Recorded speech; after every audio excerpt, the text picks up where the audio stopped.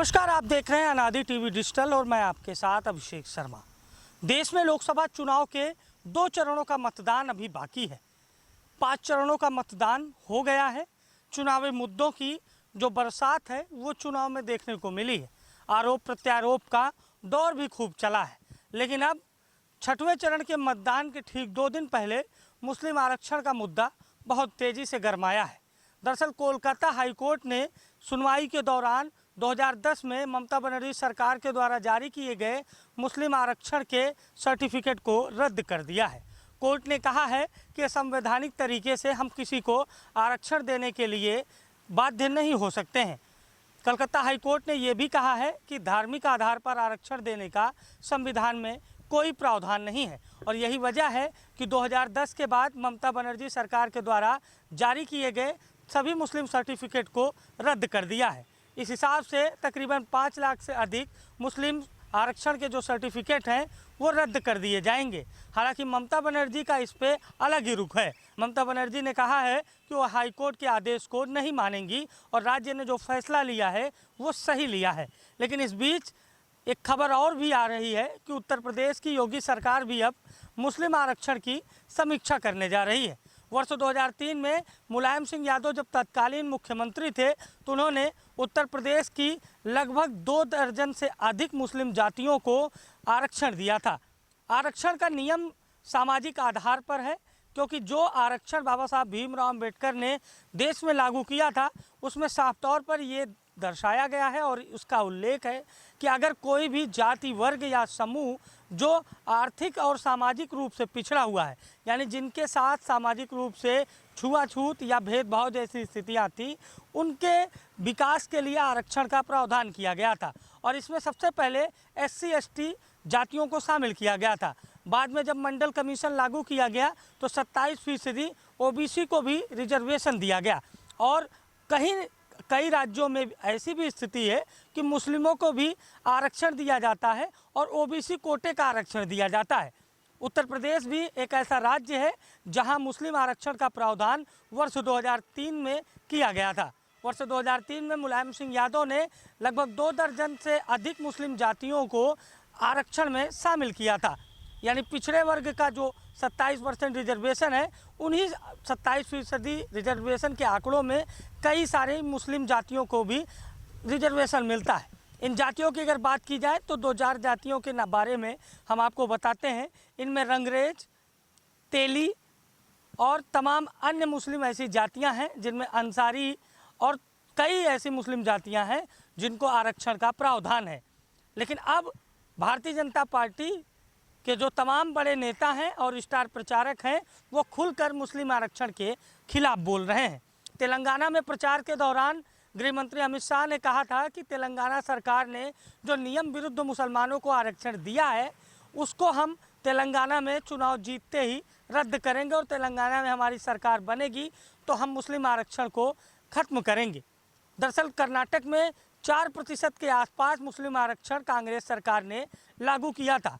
बाद में भारतीय जनता पार्टी सरकार ने उस आरक्षण को रद्द कर दिया था और फिर से जब कांग्रेस की सरकार कर्नाटक में बनी तो कांग्रेस सरकार ने उस आरक्षण को लागू कर दिया। देश में धार्मिक आधार पर आरक्षण का कोई प्रावधान नहीं है।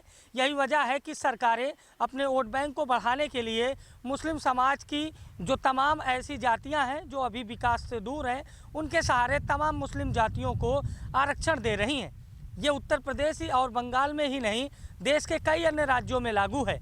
मध्य प्रदेश भी इसका एक उदाहरण है जहां मुस्लिम आबादी को OBC का आरक्षण मिलता है। बीजेपी इस मुद्दे को चुनावी हथियार बना रही है। भारतीय जनता पार्टी साफ तौर पर यह कह रही है कि मुस्लिम आरक्षण के मुद्दे पर हम पूरी तरीके से मुस्लिम आरक्षण के खिलाफ हैं, क्योंकि मुस्लिम आरक्षण धार्मिक आधार पर दिया जा रहा है, जबकि आरक्षण देने का प्रावधान सामाजिक स्थिति के आधार पर था।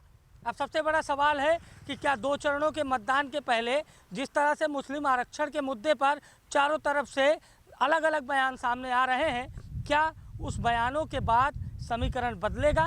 क्योंकि इंडिया गठबंधन के ही एक प्रमुख नेता अखिलेश यादव की पार्टी के पूर्व सांसद ST हसन ने कहा कि इंडिया ब्लॉक की सरकार बनते ही संविधान में संशोधन करके मुसलमानों को आरक्षण दिया जाएगा। अल्पसंख्यकों को आरक्षण का मुद्दा कांग्रेस पहले भी कई बार बहुत ज़ोर शोर से उठा चुकी है और यही वजह है कि बीजेपी लगातार चुनाव में खुलकर मुस्लिम आरक्षण के मुद्दे पर विपक्ष को घेर रही है। आज सिद्धार्थनगर की डुमरियागंज लोकसभा सीट पर जनसभा को संबोधित करते हुए गृह मंत्री अमित शाह ने साफ तौर पर सीधे शब्दों में कहा कि हम मुस्लिम आरक्षण की जांच करेंगे और मुस्लिम आरक्षण के हम खिलाफ हैं। कहीं ना कहीं बीजेपी ने अपना पूरा जो एजेंडा है वो मुस्लिम आरक्षण के इर्द गिर्द सेट कर लिया है और अब यह माना जा रहा है कि ये जो 2 चरणों के मतदान है, जो 25 मई और 1 जून को वोटिंग होनी है, इसके पहले मुस्लिम आरक्षण के मुद्दे पर जिस तरह से कोलकाता हाईकोर्ट ने ममता बनर्जी सरकार को फटकार लगाई और 2010 के बाद जारी सभी मुस्लिम सर्टिफिकेट को रद्द किया, ऐसा ही कुछ उत्तर प्रदेश में भी हो सकता है। क्योंकि सूत्रों से ये जानकारी है कि उत्तर प्रदेश सरकार भी मुस्लिम आरक्षण में शामिल उन जातियों को एक बार फिर से रिव्यू करने जा रही है। यानी जो जातियाँ मुसलमान की जातियां हैं, यानी मुसलमान धर्म, इस्लाम धर्म की जो जातियां हैं जिनको उत्तर प्रदेश में ओबीसी कैटेगरी का आरक्षण मिलता है, उनकी समीक्षा होगी। और कहीं ना कहीं ये पूरी तरीके से एक ओबीसी वोट बैंक को बूम करने के लिए भी एक बड़ा फैक्टर माना जा रहा है। क्योंकि भारतीय जनता पार्टी सरकार पर विपक्ष ने पिछड़ा और दलित के हकों अधिकारों के साथ खिलवाड़ करने का आरोप लगाया कि बीजेपी की सरकार बनते ही आरक्षण खत्म कर दिया जाएगा और यही वजह है कि बीजेपी इसका कार्ड ढूंढ रही थी। और अब जिस तरह से बंगाल सरकार को मुस्लिम आरक्षण के मुद्दे पर करारी फटकार लगी है कोर्ट के द्वारा और सर्टिफिकेट रद्द हुए हैं, कहीं ना कहीं बीजेपी को बैठे बैठाए मौका मिला है और बीजेपी की जो उत्तर प्रदेश सरकार है वो भी अब ऐसी सूत्रों से जानकारी मिल रही है कि बहुत जल्द रिव्यू करने वाली है कि आखिर किन किन मुस्लिम जातियों को ओबीसी वर्ग में आरक्षण मिलता है और क्या उसके ये पात्र है कि नहीं। क्योंकि साफ तौर पर संविधान में ये लिखा हुआ है कि किसी को भी धार्मिक आधार पर आरक्षण नहीं दिया जा सकता।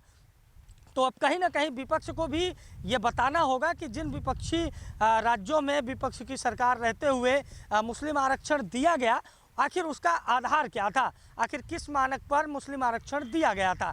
क्योंकि कहीं ना कहीं जिस तरह से ममता बनर्जी सरकार को करारा झटका लगा है, माना जा रहा है कि मुस्लिम आरक्षण के मुद्दे पर बीजेपी और आगे जा सकती है। क्योंकि मुस्लिम आरक्षण का जो मसला है वो पूरी तरीके से जिस तरह से आरक्षण के सर्टिफिकेट जारी किए जाते हैं वो संदेह की स्थिति में रहते हैं और उन पर लगातार सवालिया निशान खड़े होते हैं। अब यूपी में भी रिव्यू होने वाला है, अन्य राज्यों में भी बीजेपी इस मुद्दे को धार दे रही है। तो माना यह जा रहा है कि मुस्लिम आरक्षण 2 चरणों के मतदान के पहले एक बड़ा गेम चेंजर साबित हो सकता है। अनादि टीवी डिजिटल के लिए सहयोगी शिवांशु के साथ अभिषेक शर्मा, लखनऊ।